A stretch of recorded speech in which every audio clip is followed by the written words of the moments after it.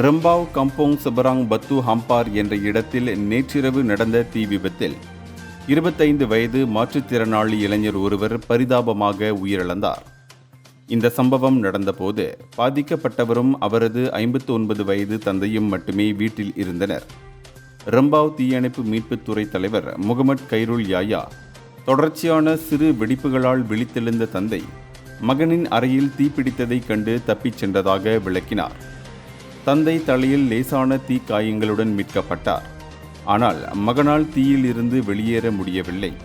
தீ விபத்துக்கான காரணம் மற்றும் சேத விவரங்கள் குறித்து இன்னும் விசாரிக்கப்பட்டு வருகின்றன. இந்த சம்பவத்தில் பலியானவரின் சடலம் மேலதிக நடவடிக்கைகளுக்காக காவல்துறையிடம் ஒப்படைக்கப்பட்டுள்ளது. இந்த மனதை உழுக்கும் இழப்பிற்காக பொதுமக்கள் துக்கம் அனுசரிக்கும் வேளையில் அதிகாரிகள் தொடர்ந்து தீ பாதுகாப்பு குறித்த விழிப்புணர்வை பேணுமாறு கேட்டுக்கொண்டுள்ளனர். இந்தியர்களின் இதய குரல் மக்களோசை.